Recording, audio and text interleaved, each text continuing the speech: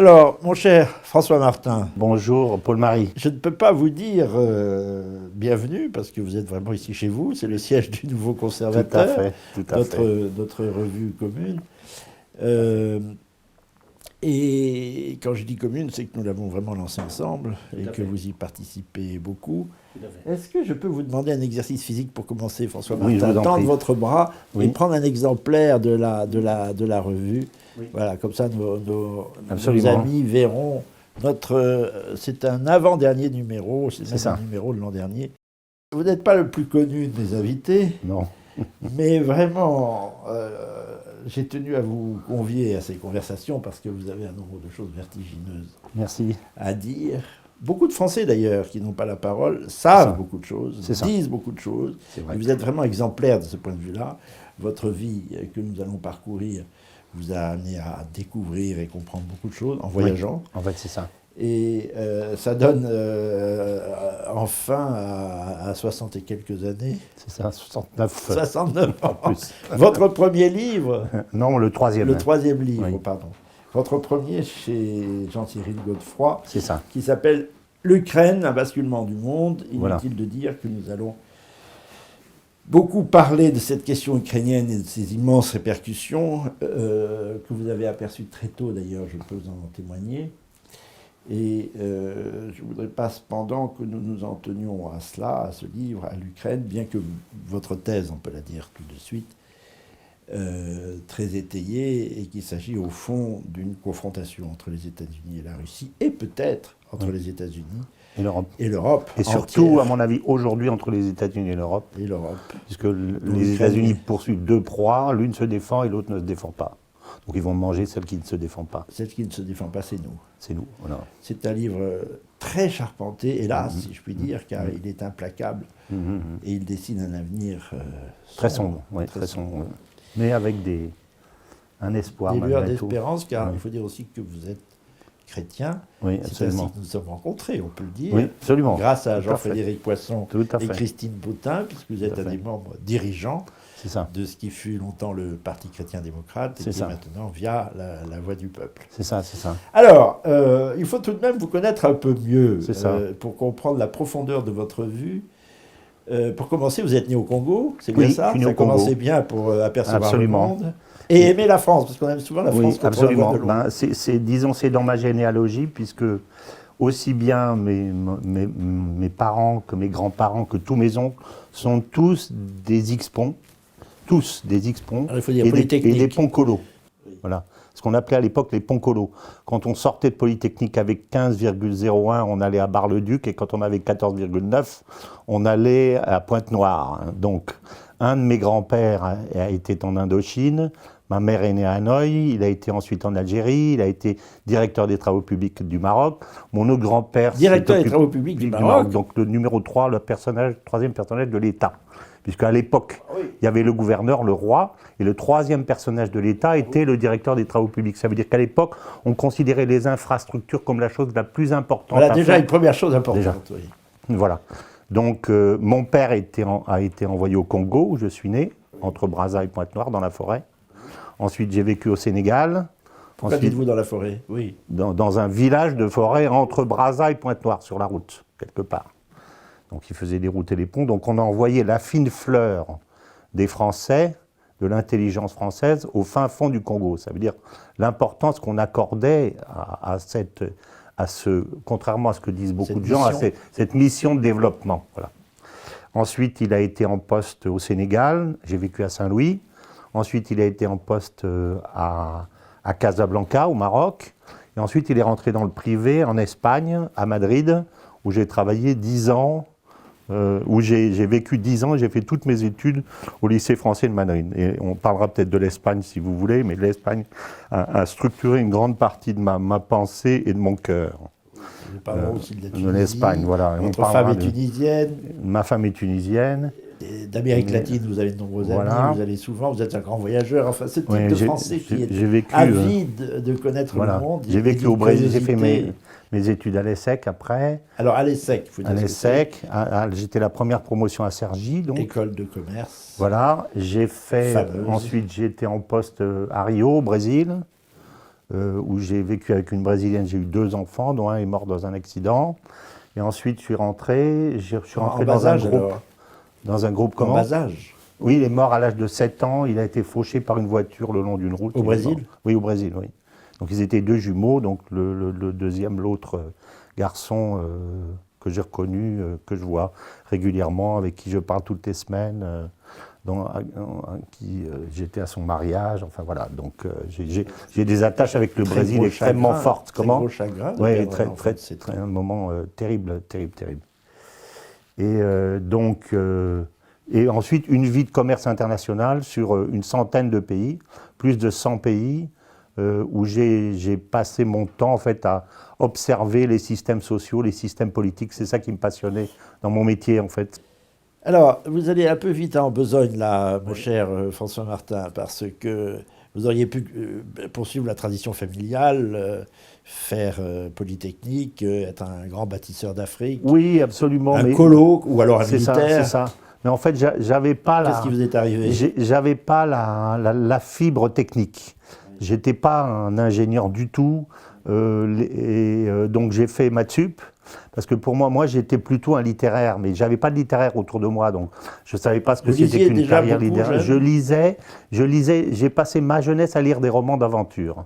Jack London, Fenimore Cooper, c'est ça ma passion initiale, je dirais. Les Trois Mousquetaires. Les Trois Mousquetaires, bon, Pierre Loti, l'Escadron Blanc, Pêcheurs d'Islande, etc. Bon, c'était ça, en fait, mes grandes passions. Aussi bien au Sénégal que... Je passais ma jeunesse allongée par terre à lire des livres, des romans d'aventure, Jules Verne, etc. Je pense que dans une autre vie, si j'avais dû choisir quelque chose, j'aurais été un aventurier. L'idée d'aller traverser le Congo pour remonter à la source, c'est quelque chose qui m'aurait tenté. Ça ne se fait plus, vous savez. Ça se fait plus, non, ça se fait plus, mais à cette époque, je pense que c'est ce que j'aurais aimé faire. Enfin bon, toujours est-il que... Alors, comment vous vous retrouvez? J'ai fait maths sup, à l'ESSEC, donc. J'ai fait maths sup. Je me suis aperçu que... Parce que, donc, pour moi, la littérature et tout ça, c'était du plaisir. J'étais premier en français, hein, tout le temps. Hein. Français, histoire, orthographe et grammaire, poésie, c'était tout le temps premier. Toute ma scolarité. Et en maths, par contre, j'étais bon, j'étais dans les bons, mais j'étais pas premier. Mais pour moi, les maths, c'était du devoir, puisque c'était la verticalité familiale, et le reste, c'était du plaisir. Donc j'ai choisi le devoir. J'ai choisi le devoir dans un premier temps. Et puis je me suis aperçu que c'était pas pour moi, parce que normalement, quand on fait maths sup, il faut être dans la bonne prépa, où il y a les 5 meilleurs. Hein. Si on n'est pas dans la crème, on ne rentre pas dans une zégrande. Donc mon père m'avait dit, si c'est pour faire l'école des ponts de Clermont-Ferrand, ça ne vaut pas la peine.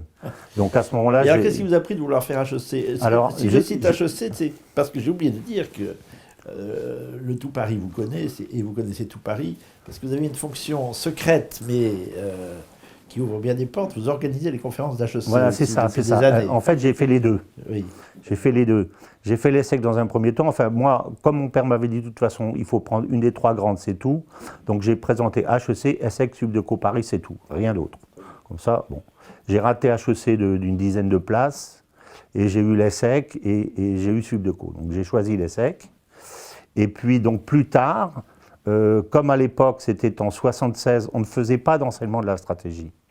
À l'époque, j'ai fait, en 92, j'ai fait l'executive MBA d'HEC, qui m'a permis de rentrer de plein pied dans l'association HEC, et je me suis réalisé beaucoup plus au sein de l'association HEC qu'au sein de l'ESSEC. L'ESSEC, je n'ai pas été très actif. Par contre, au sein de HEC, oui, là, je l'ai été. J'ai lâché le club agroalimentaire, puisque j'ai fait de l'agroalimentaire toute ma vie, dont j'étais président depuis 15 ans. Et j'ai créé un club qui s'appelait HEC Géostratégie, et on m'a dit, mais la géostratégie n'intéresse personne. Tu n'auras personne. Ça, c'est il y a 20 ans. Ça, c'était juste avant la crise des subprimes.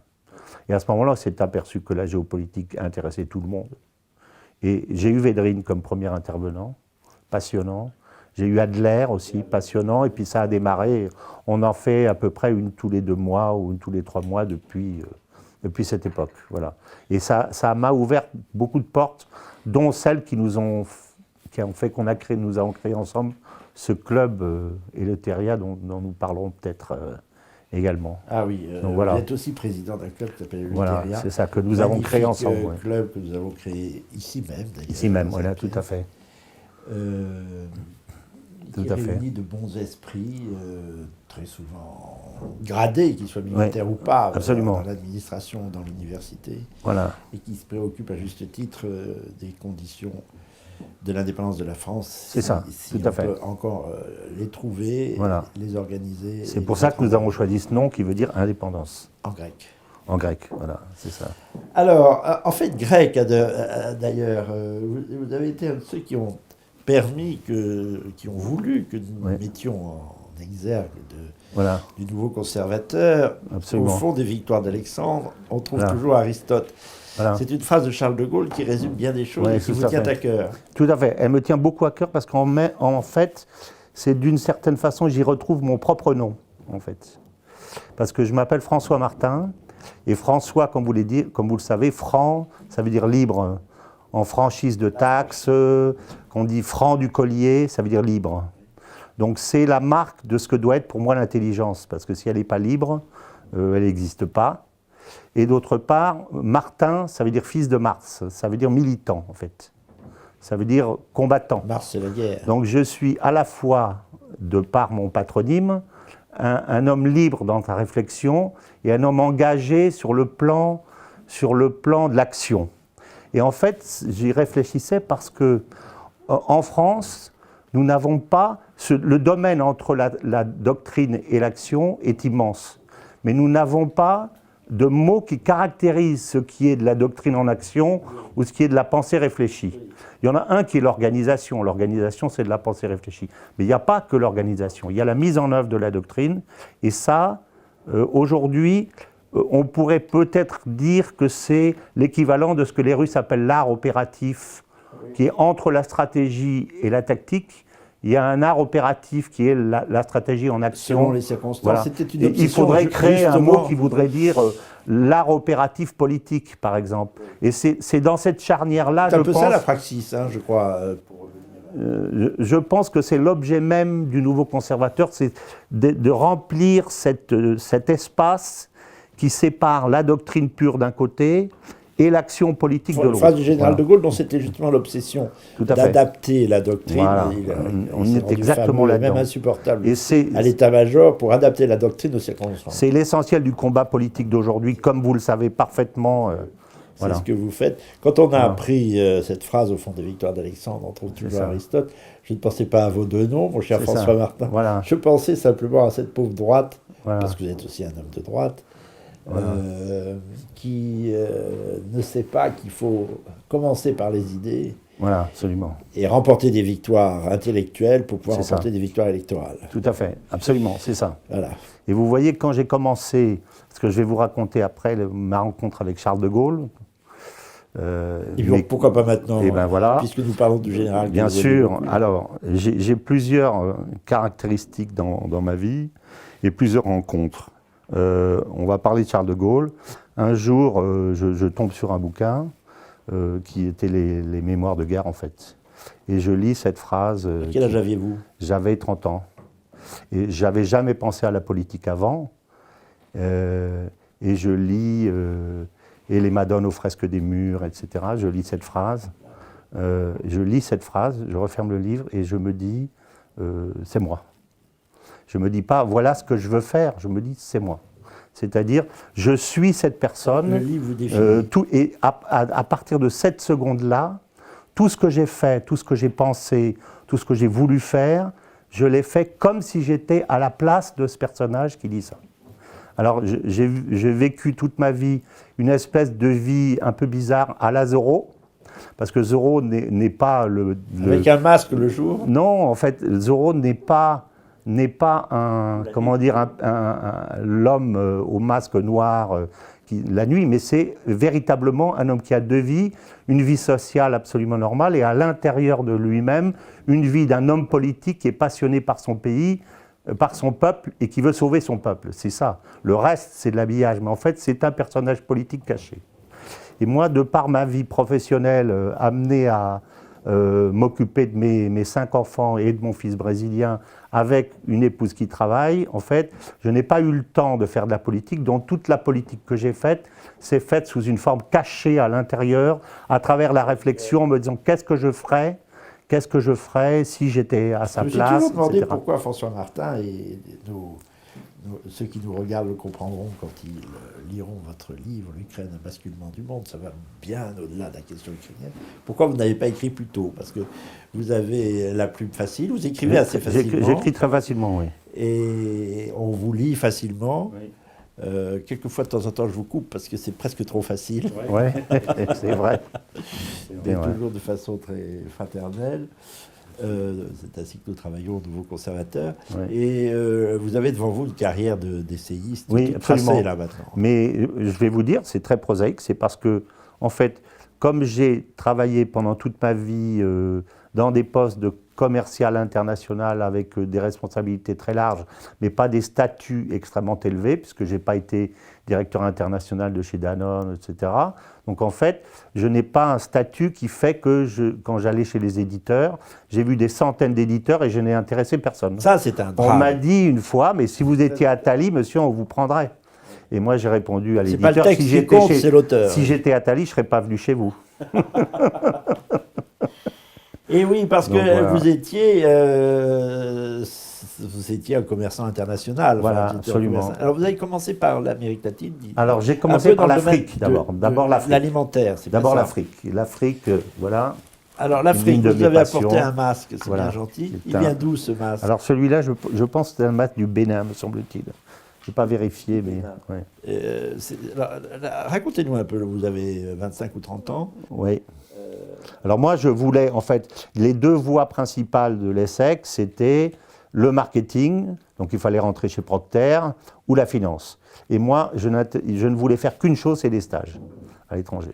Des stages? Des stages. Je voulais aller à l'étranger parce que je voulais voyager. Et quand je suis rentré dans la première boîte, où j'ai fait mes stages en cours, j'ai dit, écoutez, moi, vous me mettez tout de suite à l'international, sinon je ne rentre pas chez vous.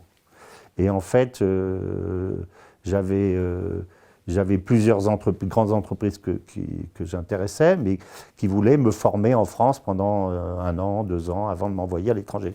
Et moi, j'ai dit... Dans l'alimentaire, c'est bien ça? Alors, il se trouve que je suis rentré à ce moment-là dans le groupe SCOA, oui, où il y avait un département sucre. Donc, en fait, j'étais trader de sucre pendant 10 ans.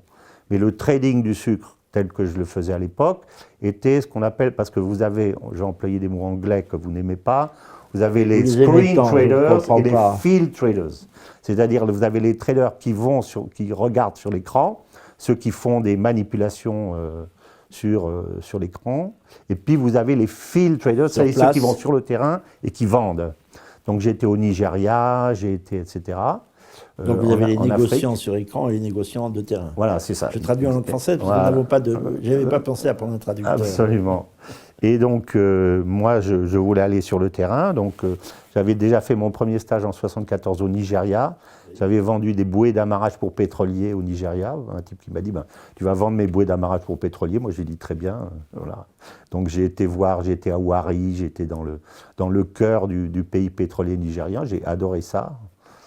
Je me promenais dans les rues principales de Lagos et puis la foule s'écartait.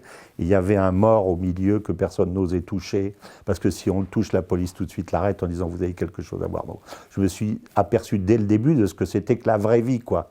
Oui, alors je pense à l'éditeur qui refuse vos livres parce que vous n'êtes pas du sérail, voilà, que vous habitez en Afrique, que vous faites du commerce, etc. Et pourtant, vous touchez du doigt avant tout le monde ce qui commence à éclater sous nos yeux et que vous décrivez fort bien à la fin d'ailleurs de cet ouvrage sur le basculement du monde, le système oligarchique. Ça, voilà, c'est une de vos idées fortes. Bien sûr.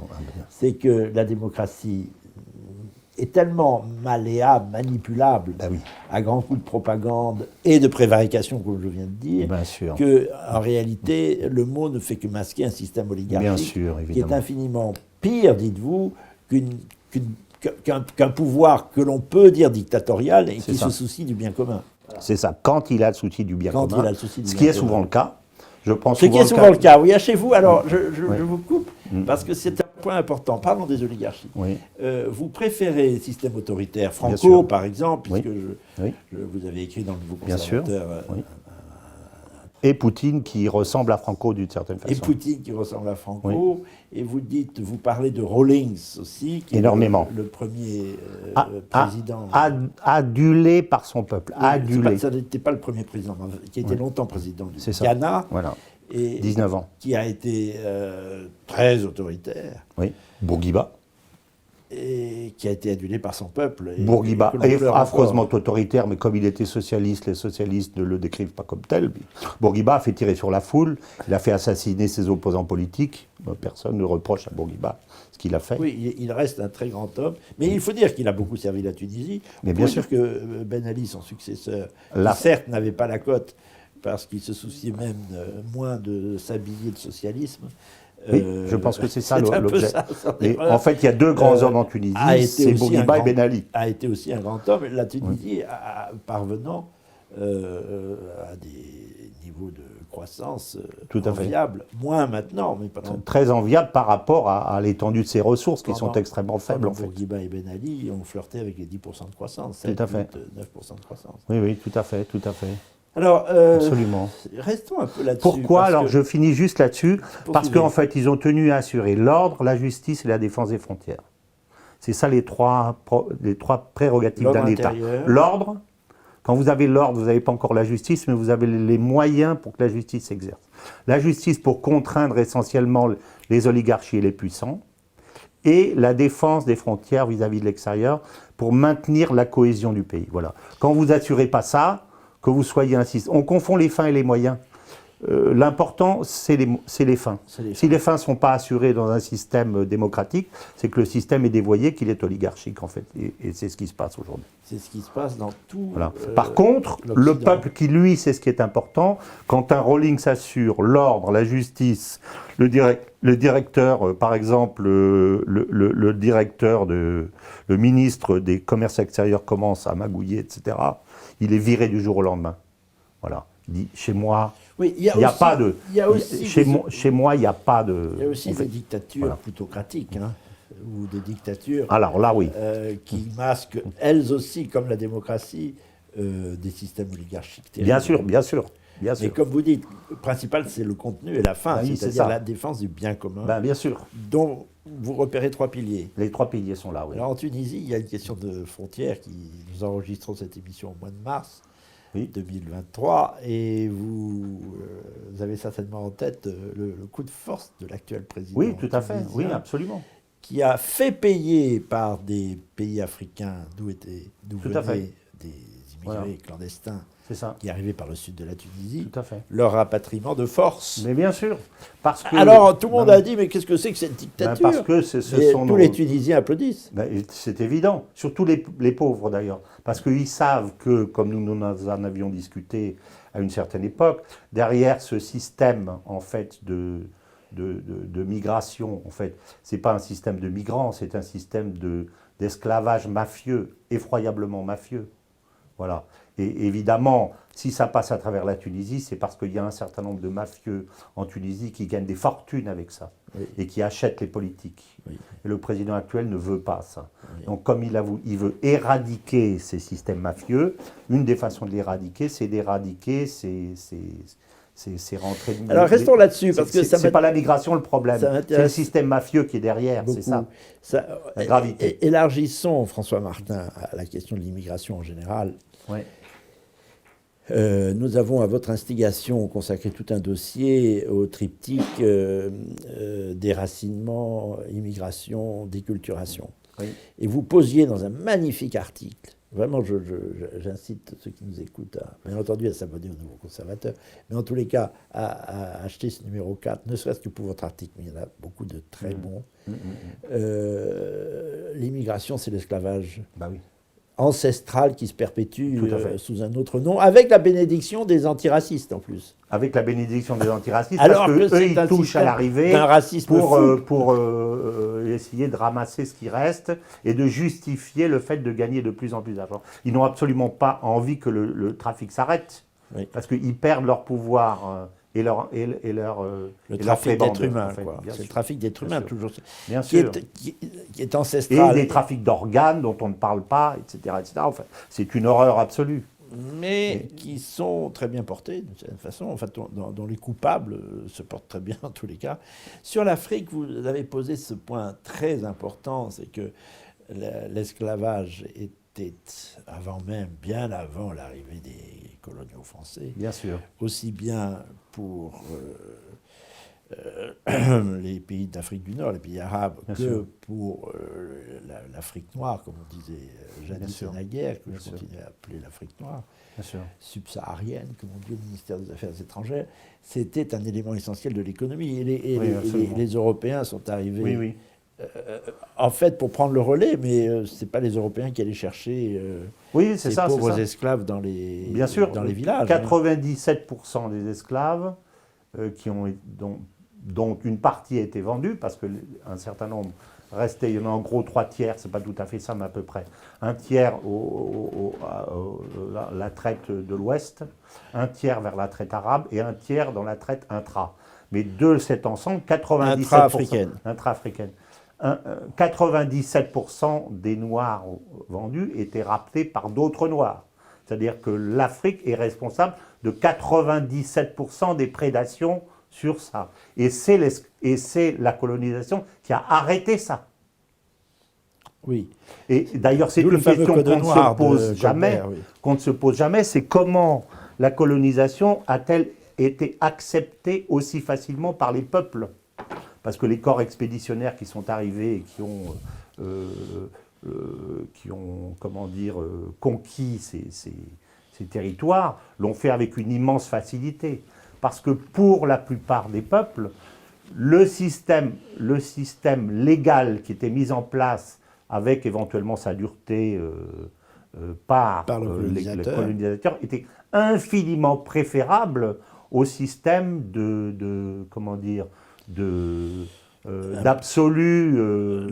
d'arbitraire absolu qui prévalait avant. Oui, oui, la force. Voilà. La force et la captation. Grenouillot, qui est le grand, écrivain, un de mes livres préférés, explique à un moment donné. Alors, vous dites son nom. Et le titre du livre, je ne me souviens plus. Les traites négrières. Les traites négrières. Alors, je crois que c'est dans ce livre-là qu'il raconte l'histoire d'un échange entre un des rois du Bénin, qui était l'un des pays les pires d'ailleurs, sur le plan de l'esclavage, oui, avec un représentant de Louis XIV.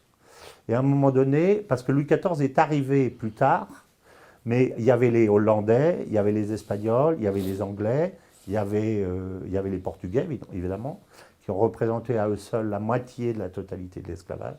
Enfin, pas de l'esclavage, mais de la prédation occidentale, voilà, vers le Brésil essentiellement.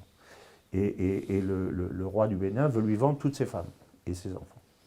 Et il lui dit, mais pourquoi est-ce que tu veux vendre tes femmes et tes enfants? Alors, le roi lui dit, mais regarde, si tu regardes dans la mer, tu as les gros poissons, les petits poissons, et les gros mangent les petits.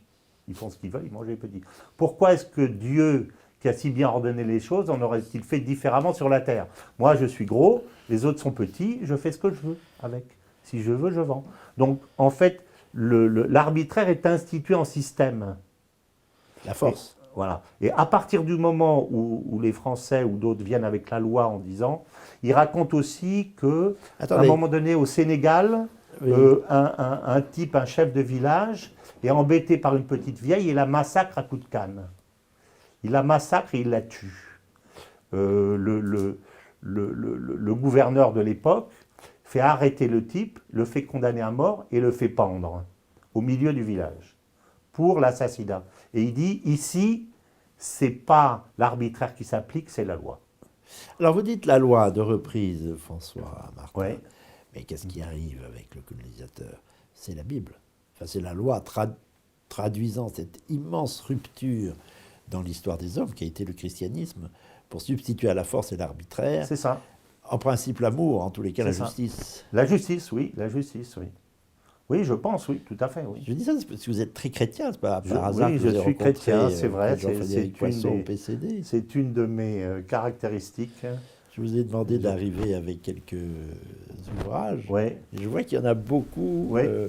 qui qui se rapportent à notre mère l'Église. Ça fait Vous arrivez partie- carrément avec le catéchisme de Oui. l'Église catholique. Je vais vous dire Montrez-le, pourquoi. montrez-le bien à l'écran, parce que Il y a 2 livres un pour moi livre. qui sont importants. Je vais vous raconter une petite histoire. Quand j'ai voulu commencer Voilà. véritablement à structurer ma réflexion, je me suis dit, il faut commencer par quelque chose. Et je me suis dit, il faut commencer par la morale. Donc j'ai pris le catéchisme de l'Église catholique, que j'ai lu ligne à ligne, et la Bible.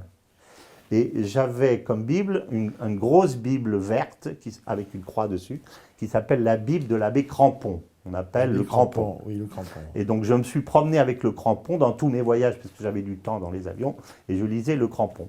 Et je suis allé, entre autres choses, en Arabie Saoudite. On peut arriver avec le crampon. Je suis arrivé dans mon sac, Rien ne vous fait peur. avec le crampon. Et alors, je vous raconte l'histoire. Le douanier ouvre ma valise, il sort le crampon, où il y avait la croix La dessus, croix bien visible. comme ça, et il me regarde.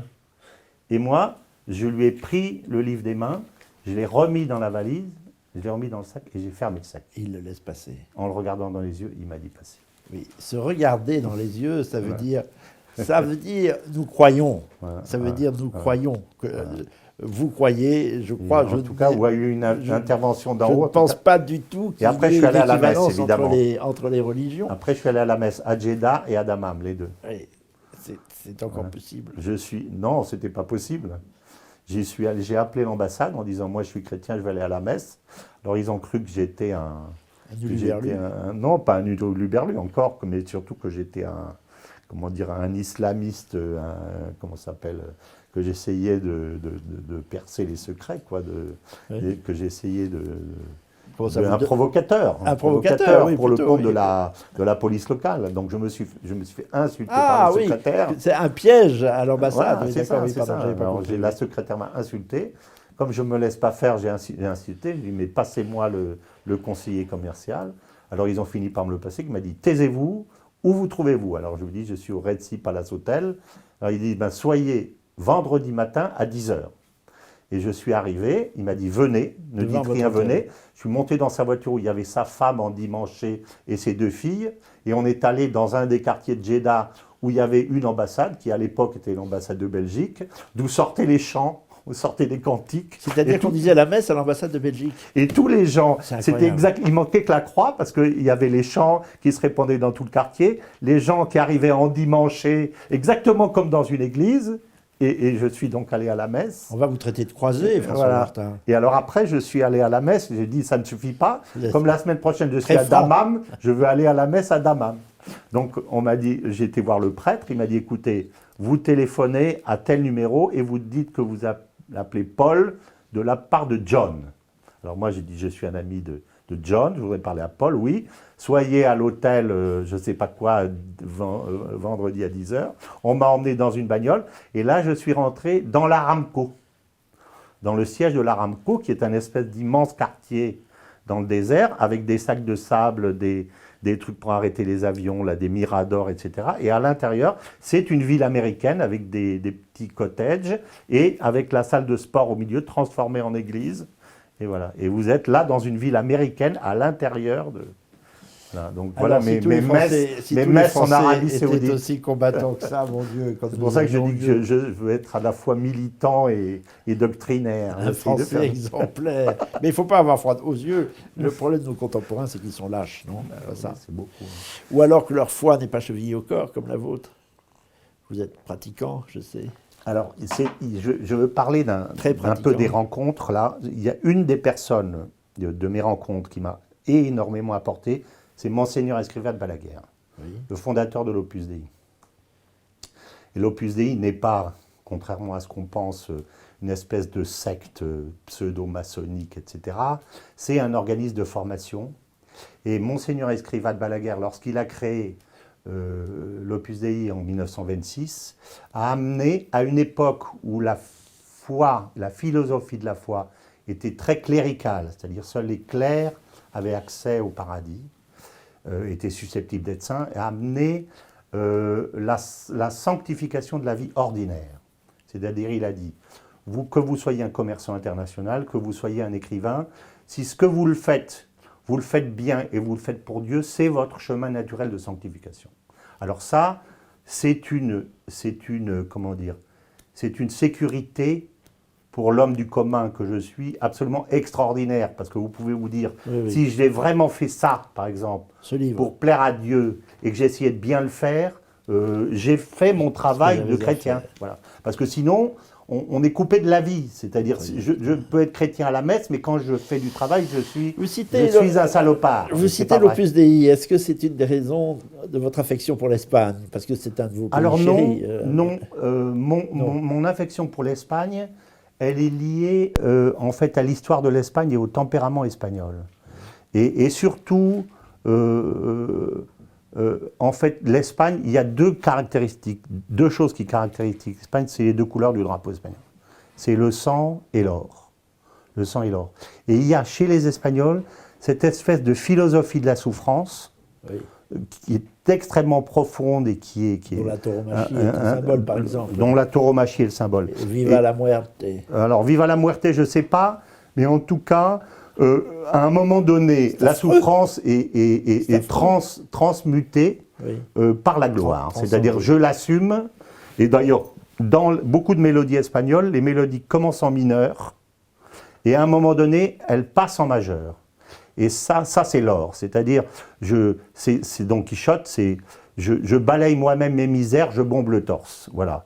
Et j'offre à Dieu ma pauvre vie, avec fierté. Il y a une fierté de la souffrance, si je peux dire, qui n'est pas stoïcienne, mais qui est comment dire, dans Zurbarán, par exemple, qui est profondément spiritualiste. Et ça n'existe pas ailleurs. Ça. Il y a une âme des peuples, François Martin. Il y a vraiment une âme des peuples. Il y a deux hommes forts qui protègent la prisonnière des soldats française, la prisonnière des soldats d'Aragon, dans le jardin. Dans le jardin, il y a deux hommes forts. C'est la Russie et l'Espagne. Voilà. Qui assument à la fois la souffrance et la gloire. Il y a deux peuples. C'est la Russie et l'Espagne. En Europe. Deux hommes forts. Dont le cœur est la France. Ah, quand les Espagnols parlent de la France, ils disent « Pero, señor, a Francia es un jardín ». Vous êtes un jardin. Vous n'avez pas enlevé pierre par pierre pour construire les endroits où vous pouvez planter. Vous avez les terres, vous avez tout, c'est facile. Vous avez l'eau, vous avez nous. Tous nos jardins de Castille sont construits autour des tapias, ce qu'on appelle les tapias, c'est-à-dire les murs qui sont constitués de toutes les pierres qu'on a rentrées. On commence par travailler sous la chaleur pendant des années pour enlever les cailloux. Et quand on a enlevé les cailloux, avec la pauvre terre qui est là-bas, on essaye de planter quelque chose. C'est magnifique. Alors, ça m'a beaucoup marqué. Avec vous de l'Espagne. Et quand je suis rentré en France, je finis juste là-dessus, quand je suis rentré en France et que je suis arrivé en terminale, j'ai vu les Français. Je me suis dit, mais moi, je suis français, mais je ne le savais pas, parce que pour moi, je suis un Espagnol dans ma façon de penser. Les choses viennent de là et pas de là. Et j'ai regardé mes camarades et les Français, je me suis dit, je crois que jamais de ma vie, je n'ai vu un peuple aussi mal dans sa peau et aussi malheureux. Que les Français. Et aujourd'hui, où j'ai 69 ans, je le pense autant que l'époque. On parlait du général de Gaulle. Et je pense que je sais pourquoi. Très important ce que vous dites, les Français sont malheureux. Ouais, affreusement malheureux. C'est un des peuples les plus malheureux de la Terre. La consommation de psychotropes. Et vous savez... Le pays du monde qui est le plus optimiste, c'est le Nigeria. Ils crèvent dans la misère, mais leur tête est dans l'avenir. Ils savent qu'un jour, ils disent, quand on leur parle, le type dans la rue, il dit un jour, on sera comme les États-Unis. Voilà. Oui, De Gaulle disait ça, vous savez, le français est un désespéré. Il a dit ça à Claude Guy dans les années 50, il avait le verbe dru, et je vous conseille la lecture de ce livre de Claude Guy, son aide de camp dans les années 50. Les années les plus noires pour le général, la traversée du désert, il dit les Français sont malheureux, ce sont des désespérés. Oui, je pense que c'est pourquoi. Ils sont pires que des désespérés. En fait, je pense que le processus révolutionnaire, non pas la révolution, mais le processus révolutionnaire, a eu la peau des parents de la France. Les parents, la France a 3 parents. L'un, c'est l'Église. L'autre, c'est la paysannerie, puisque l'Église s'est construite dans la paysannerie et la paysannerie s'est construite avec l'Église.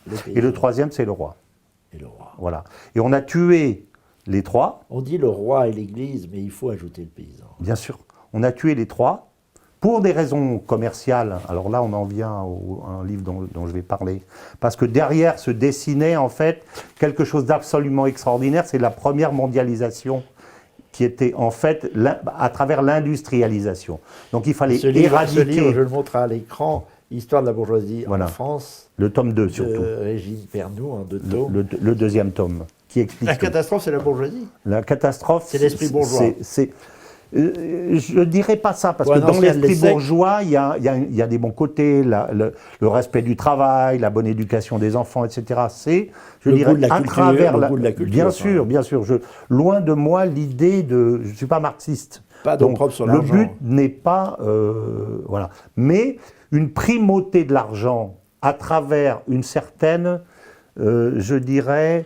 le développement est arrivé tellement vite qu'au sein de l'esprit bourgeois s'est développée une certaine caractéristique qu'on voit encore aujourd'hui, qui consiste à dire nous sommes les maîtres du monde, en gros. Une ivresse, voilà. Une ivresse appuyée sur l'argent et la technique, le couple de l'argent et la technique. Et je pense que tout... du progrès. Voilà. Et toutes les thèses matérialistes, etc., ont été en fait des thèses auto-justificatives parce que ça permet d'éliminer tout ce qui concerne la culture, la famille, tout ce qui vous embête, en fait, qui vous empêche de gagner de l'argent autant que vous voulez. Alors, et derrière ça, il y a une industrialisation absolument massive. Et il fallait donc se débarrasser des paysans parce qu'il fallait en faire... des pauvres airs qu'on puisse employer dans les usines pour rien du tout. Il fallait tuer l'Église qui était là, qui assurait les droits sociaux des paysans et qui était en fait la protectrice des paysans, parce qu'en fait il y avait deux églises. Il y avait l'église des grands... des grands chefs qui étaient mariés avec le pouvoir, et puis il y avait les petits prêtres. Voilà, c'est ça. La piété populaire. Voilà, c'est ça. Donc, et le roi qui était la structure qui permettait de garantir bien tout ça. Et vraiment... non seulement on l'a tué, mais on a dit vos parents étaient des salauds. Oui. C'est encore ça, c'est pire. Il y a la double peine. Voilà. Non seulement on a tué les parents, c'est-à-dire qu'on a fait les Français aujourd'hui des orphelins, mais les Thénardier qui ont pris le pouvoir aujourd'hui, on leur a dit vous êtes maintenant avec nous parce que vos parents étaient des ordures et des salauds. Voilà. Et la traite des Noirs, voilà. Et les guerres napoléoniennes, et bien entendu voilà. Le baratin sur la collaboration, voilà. Etc.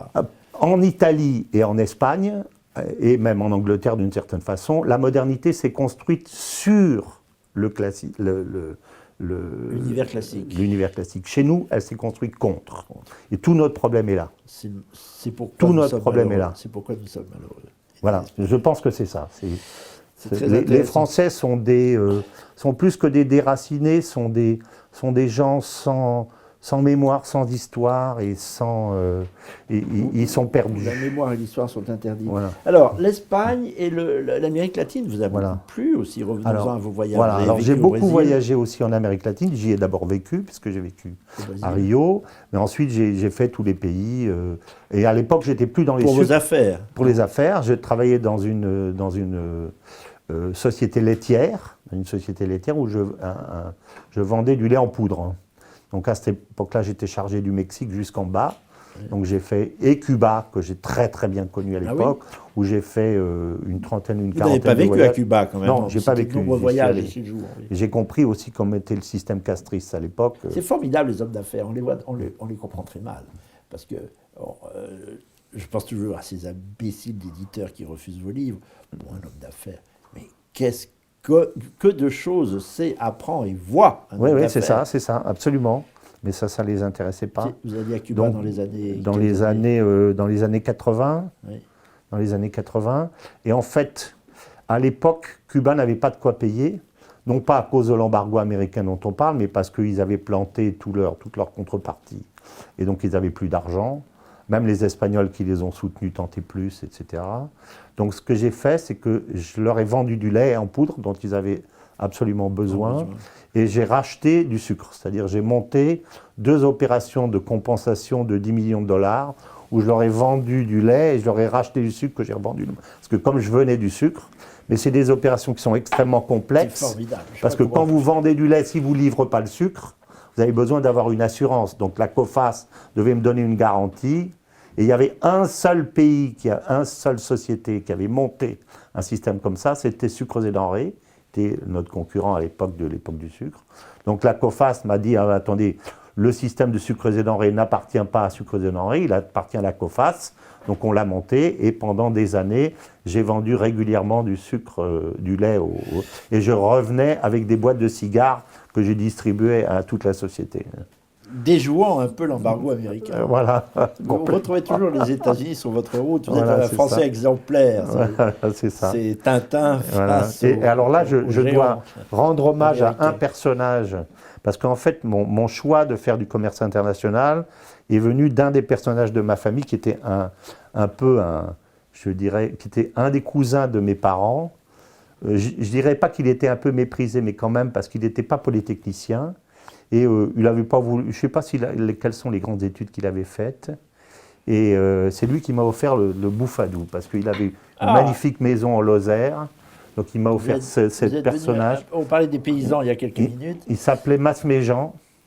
Et lui, il avait terminé sa carrière comme directeur général d'une boîte qui s'appelait la Générale des Engrais.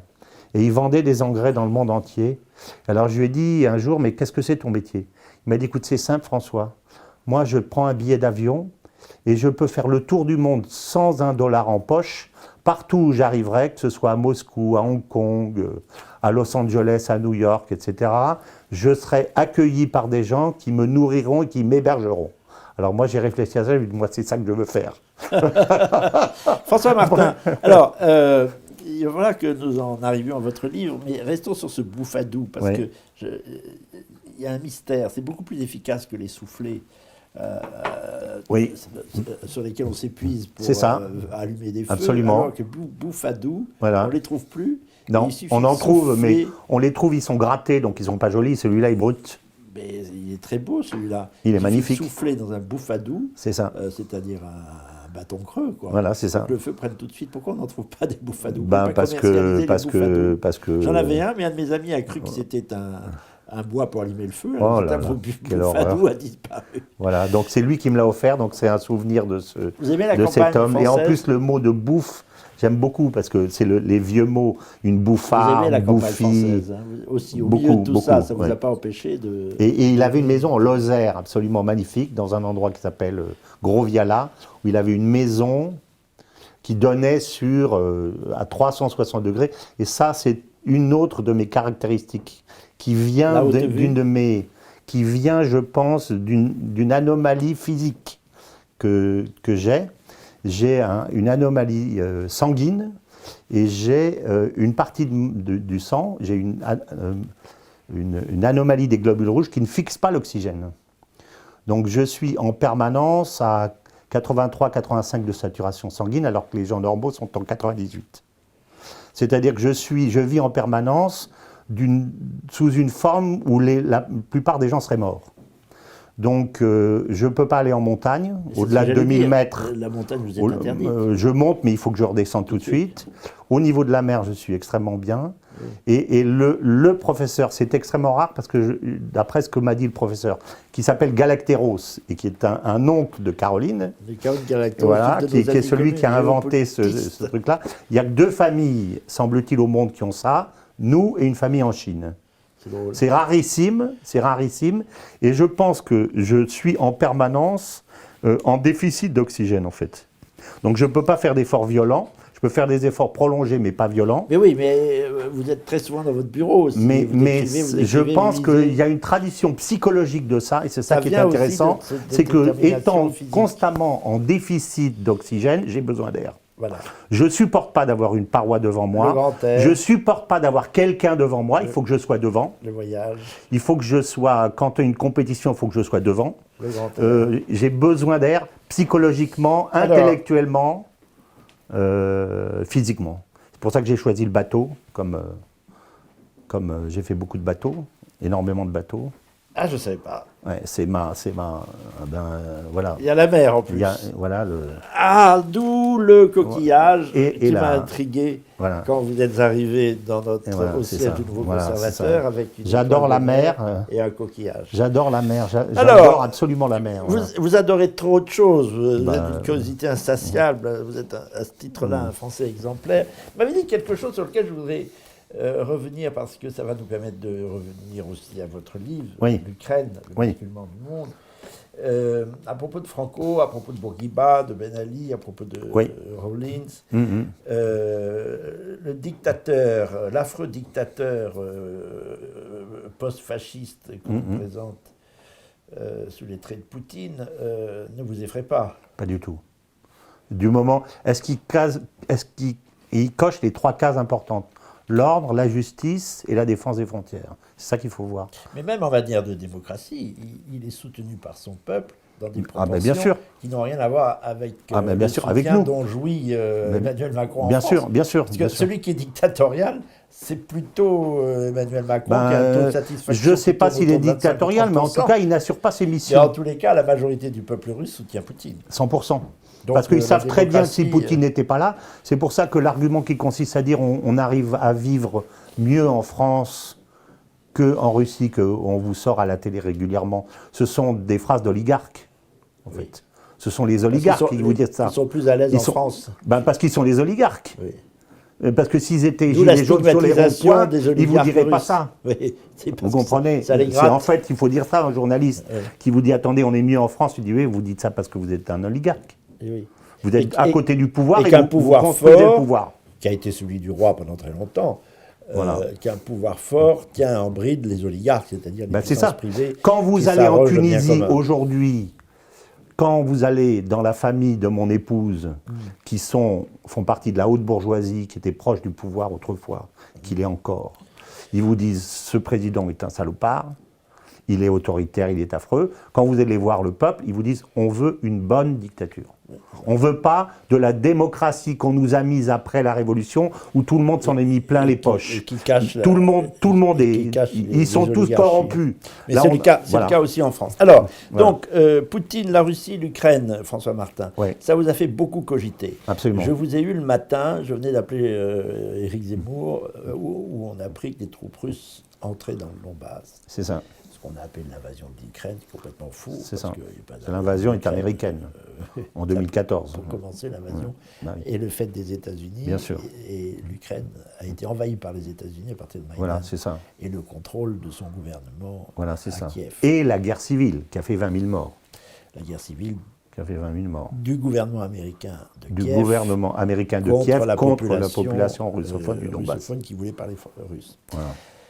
Muni de tout le bagage que l'on vient de dire, Oui. cette connaissance, Oui. cette soif du monde, Oui, de oui. connaissance du monde qui est la vôtre, Oui. vous avez beaucoup, à n'en plus dormir presque, enfin je ne Oui. sais pas, beaucoup concentré vos efforts Oui, intellectuels oui, absolument. sur le défi Oui. que lançait au monde Oui. Vladimir Poutine. Oui, parce que j'ai bien senti qu'il y avait une pierre d'achoppement, là, quelque part, et un basculement du monde. Il y avait quelque chose d'essentiel autour de quoi tout le reste allait se cristalliser. Donc, il fallait comprendre cet événement pour pouvoir avoir une vraie réflexion sur l'avenir. Voilà, c'est ça. C'est pour ça que je l'ai fait. Et j'y ai consacré, je dirais, entre la moitié et les 2 tiers de toutes mes journées à partir du moment où le À conflit a partir de commencé. février 2000. C'est pour ça que je l'ai écrit vite, mais j'ai réfléchi longtemps. Oui, c'était. Alors, commençons par le commencement. C'est pas la peine de redire, vous l'avez écrit, vous l'écrivez dans ce livre. Il faut vraiment s'y reporter. Vous l'avez dit à Radio Courtoisie, où vous êtes fréquemment invité, et dans le Nouveau Conservateur. L'enchaînement des faits n'est compréhensible que si l'on remonte à l'effondrement du monde soviétique, Oui, comme toujours l'histoire, et même bien sûr. l'histoire Même avant, plus il faut lointaine, remonter en fait à la Deuxième Guerre pas mondiale. du tout commencer la séquence en Bien sûr, février, bien sûr. séquence qui est une conséquence. Bien sûr. Ceux qui pensent ça sont ou des ignorants ou des menteurs. En général, ils sont un peu les deux. Oui. Ou des profiteurs. Ou des profiteurs, oui. Et ou des profiteurs. Alors, en 2 mots, qu'est-ce qui s'est passé Ukraine. Qu'avez-vous à dire sur l'histoire de l'Ukraine et ce qui est arrivé? Ce qui s'est passé... Mais vraiment en deux mots, parce que c'est les conséquences de cette affaire je reviens toujours à Éric Branca, oui. L'ami américain, où on montre que... Qui a été l'invité du cercle Eleutheria, dont vous parlez voilà. tout à l'heure. Éric Branca démontre d'une façon absolue que, en fait, pour les Américains, le vrai ennemi, c'est la Russie. Dès la guerre, c'est pas le nazisme, c'est la Russie. Parce que la Russie a la profondeur de champ, parce que la Russie a la Sibérie, dont les richesses bien sûr sont immenses, a une philosophie qui est anti-américaine, anti-libérale. Donc le véritable ennemi, c'est la Russie. Antimatérialiste. C'est pour ça qu'il passe toute la guerre à essayer de négocier avec les nazis en disant « Donnez-nous la tête d'Hitler, revenez avec nous et nous, on va les taper sur les Russes avec vous. » Et celui qui casse le truc, d'abord c'est Staline parce qu'il casse la Wehrmacht à Koursk. Donc il n'y a plus de Wehrmacht, donc ils ne peuvent pas se retourner. Et puis l'autre qui casse le truc, c'est Churchill, parce qu'il veut pas, lui, il veut pas des Allemands dans son camp. Oui. Il préfère les Français. Il n'est pas comme les États-Unis, oui. Voilà. Qui finissent par gagner là-dessus, voilà. Au fond. Absolument. L'Angleterre nous a fait défaut. Donc, une fois qu'ils mettent la main sur l'Allemagne, là, je cite Annie Lacroix-Riz, ils récupèrent la totalité des nazis, sauf les quelques têtes qu'on fait punir et qu'on fait, etc. Et tous les autres, ils les récupèrent par dizaines de milliers, dont tout le système de contre-espionnage, y compris Gerhard Gehlen, dont ils feront leur chef du contre-espionnage jusqu'en 69, oui. Et Bandera, qui sera l'homme lige de Gehlen pour déstabiliser l'Ukraine. Donc c'est-à-dire que... Donc les États-Unis sont à la manœuvre de très longue date. En Ukraine depuis 1945. Depuis 1945. Voilà. Alors, les États-Unis sont à la manœuvre. Figurez-vous que Tocqueville, déjà, disait au milieu du XIXe siècle que l'affrontement entre la Russie et les États-Unis naissants serait un jour inévitable. Mais elle était inévitable depuis la création de la Russie. Et ça n'a rien à voir avec le communisme. Elle était bien sûr. Alors le communisme la congèle d'une certaine façon, parce que comme le communisme est fort, en fait, l'esprit de Yalta permet que, en fait, il y a une certaine forme de partage du monde, ce qu'a dénoncé Solzhenitsyn d'ailleurs dans le discours de l'Occident, dans le discours de Harvard, dans l'erreur de l'Occident. Et en fait, dès que le communiste tombe, la véritable question se pose, c'est-à-dire maintenant que la Russie devient personne fréquentable, le risque, c'est qu'elle se mette avec l'Allemagne contre nous. Donc en fait, la Troisième Guerre mondiale, elle commence géopolitiquement à cet instant précis. Puisqu'à cet instant précis, le risque existentiel pour les Américains que se construise une puissance continentale avec l'énorme apport de la Russie, de putatif, devient réel. À quel moment dites-vous alors? Dès la chute du mur. C'est ça, 90. C'est ça, dès la chute du mur, puisque avant, le communisme en fait crée un espèce d'équilibre des forces entre le danger est énorme pour les États-Unis, qu'il y ait au fond une grande Europe unie qui aille non pas jusqu'à l'Oural, voilà, c'est ça. Et toute de leur politique à Vladivostok. Voilà, c'est pour ça que je dis dans mon livre que s'il y a un rapprochement entre les États-Unis et la Russie à l'époque, s'il y a une espèce de rapprochement, il est stratégique pour la Russie, mais tactique pour les États-Unis. Les États-Unis voulant couper l'Europe en deux, d'abord. Bien sûr, voilà. Bien sûr. Alors, il est stratégique pour la Russie parce que la Russie se dit, enfin, je vais aller vers l'Europe, qui est mais les Américains, c'est tactique parce qu'ils se disent, on ne peut pas leur casser la figure tout de suite parce que c'est la première puissance nucléaire au monde, même s'il reste la Russie et non plus le communisme. Par contre, on va les déstabiliser, c'est-à-dire on va les manger progressivement, etc. Les années 90 étant des faits décisifs, ces années 90, les États-Unis se jettent sur la Russie, ils ont un homme de paille qui manipule, qui est Yeltsin. Oui. Il y a ce livre formidable, Le Grand Échiquier de Brzezinski, qui explique noir sur blanc qu'il faut absolument que les États-Unis contrôlent la Russie, d'abord pour l'utiliser et utiliser ses richesses en Sibérie. C'est ça. Via l'Alaska d'ailleurs, parce que ça ne passe pas nécessairement par l'Europe de l'Ouest. C'est ça. Et ensuite pour contourner le grand ennemi qui est la Chine. Voilà, et de faire en sorte que la Chine ne fasse pas de base sur la Sibérie. C'est ça. Et ça, c'est une obsession géopolitique, on peut dire compréhensible.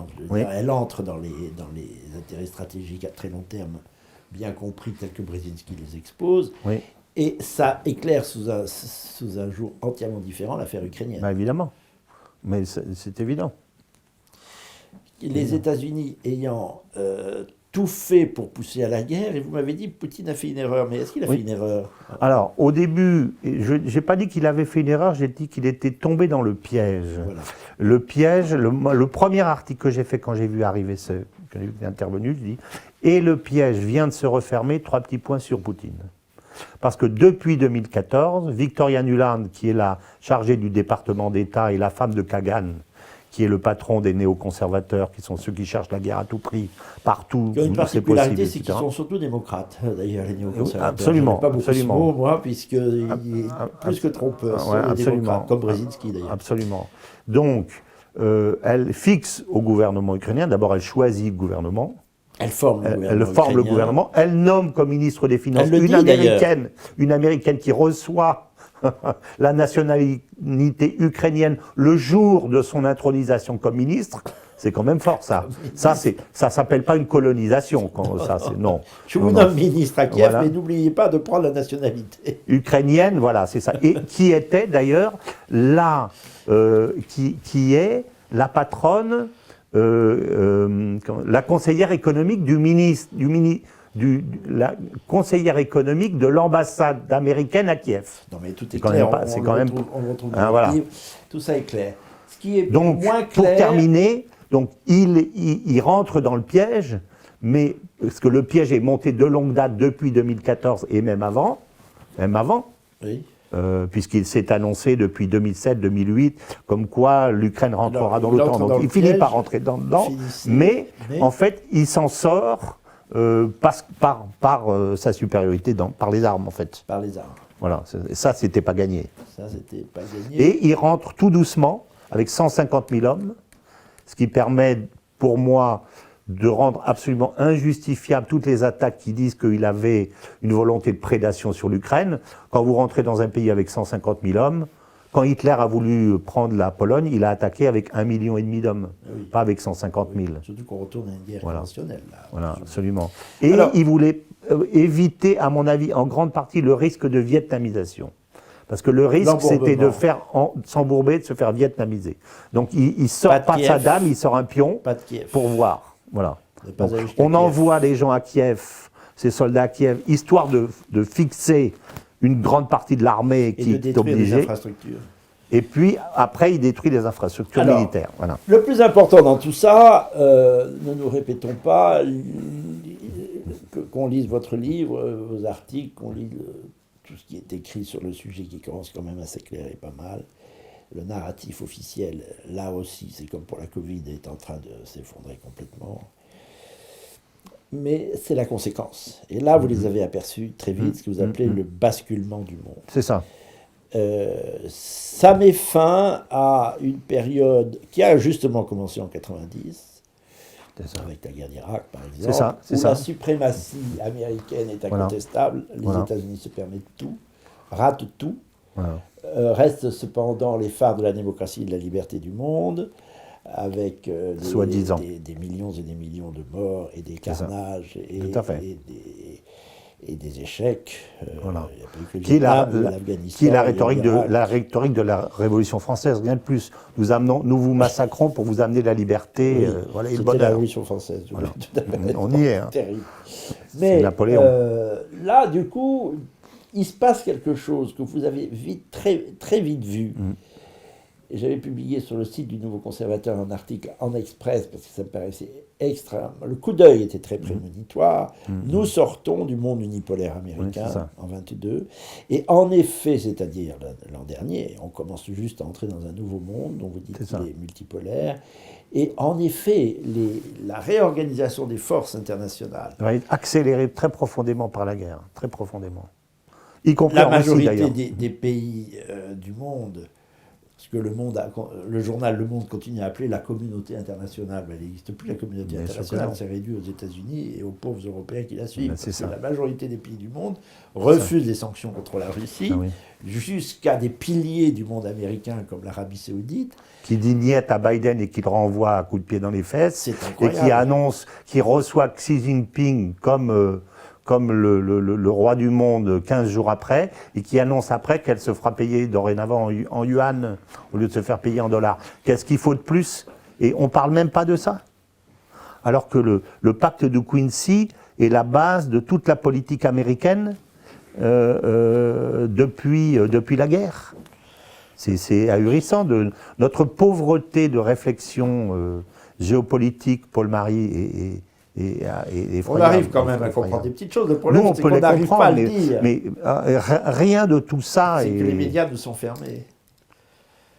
Et alors, les grands médias, il y a heureusement des médias qui... Et la Chine maintenant, qui propose un règlement du conflit ukrainien, et qui propose, et qui se pose comme l'entité qui a rapproché l'Arabie Saoudite et l'Iran. Oui. C'est-à-dire qu'elle arrive en Occident sur le plan diplomatique, au Moyen-Orient en Occident, en disant « je vais vous aider à résoudre vos problèmes ».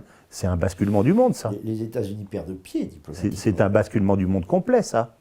Alors, les États-Unis perdent pied, je dis ça, c'est un peu rapide. Ils ont une immense puissance militaire qui ne vit que par et pour la guerre, qui ne peut survivre que par et pour la guerre. Ça dessine pour le monde et pour l'Europe. Finissons là-dessus, François Martin. Parce que, hélas, il y a bien des choses à dire, tellement vous en avez écrit d'ailleurs. Mais heureusement, ce livre résume tout et avec votre clarté de plume habituelle, c'est un livre à lire. Je le répète, chez Jean-Cyril Godefroy. Là, le vrai sujet finalement, c'est les États-Unis. Oui.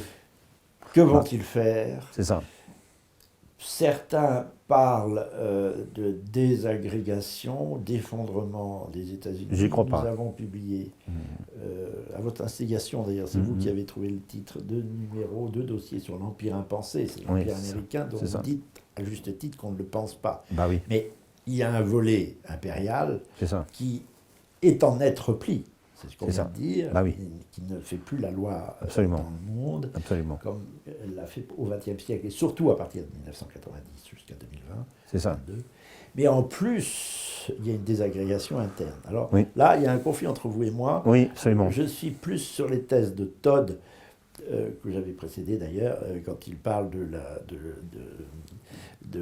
l'effondrement interne, intérieur des États-Unis, dans un livre qui a plus de 20 ans, je crois. C'est ça. Donc il l'a vu de loin, mais il ne fallait pas être grand clair, en fait, pour prédire que tout empire périra et que les empires périssent de l'intérieur, en réalité. Alors, mais quelles conséquences pour la France et pour l'Europe? Alors, moi, je suis un peu plus optimiste que Todd et que vous. Je veux pour preuve les dernières vacances que j'ai passées où j'étais aux États-Unis, en Floride. Toujours l'air, hein. Toujours vous avez besoin de prendre l'air tout le temps. Hein. Tout le temps. C'est physique. C'est physique, c'est psychologique, c'est intellectuel. De son corps, hein. Et donc, j'ai été absolument frappé par la puissance de la communauté latino-américaine. La puissance de cette communauté qui est arrivée, immigrée et démocrate, et qui aujourd'hui s'embourgeoise et devient républicaine. Et nationale. Et voilà, et donc pour lesquels Miami est la Mecque, en fait. Oui. Voilà. Mais au point d'être conservatrice, au point de soutenir Trump? En ce qui concerne les États-Unis, Ron DeSantis a été réélu, alors qu'il avait été élu la première fois. Gouverneur de Floride. Il a été réélu avec une énorme majorité, pour une raison simple, c'est qu'il s'est opposé au projet de Walt Disney qui fait du progressisme à tout va, LGBT, etc., etc. Et il leur a enlevé leur privilège fiscal, il leur a fait perdre $1 milliard. Et après, il a pris un paquet d'immigrants à la frontière du Mexique, il a loué un avion et il a été les déposer 200 dans l'île des milliardaires à côté de New York où vivent tous les démocrates les plus chers. Il dit voilà, vous êtes là maintenant, débrouillez-vous. Donc il a fait 2 ou 3 coups comme ça. Donc il y a une vitalité encore du peuple américain. Je pense, oui. Notamment par les latinos. C'est très intéressant de regarder la courbe de croissance des latino-américains et la décroissance des noirs. Les Noirs sont en totale déconfiture, je crois. Je pense qu'ils représentent plus que 12% de la population. Leur natalité est totalement en baisse. Leur raidissement, le wokisme, etc. Voilà, je pense que c'est les derniers feux. Et derrière, il y a en fait une latinisation et une une catholicisation du système protestant américain. Christianisation. Et ça, c'est très intéressant. Catholisation du fond protestant, oui, radical, qui est protestant, un etc. de pacotille, Voilà, c'est ça. Et ça, avoir je me vécu souviens aux que États-Unis. Jean-Paul II l'avait dit. On l'avait interrogé un jour en disant quelle était sa stratégie par rapport aux États-Unis. Il avait dit, je savais en arrivant que je ne pouvais pas m'attaquer de front aux problèmes que pose aujourd'hui l'impérialisme américain pour le monde, et que s'il fallait que je les évangélise, il fallait que je passe par les pays catholiques qui sont alentours, et c'est pour ça que j'ai fait mon premier voyage à l'étranger au Mexique. Il avait fait son premier voyage au Mexique parce qu'il avait dit « je changerai les États-Unis à travers les latino-américains ». Et il avait dit ça dans les années, le début des années 80.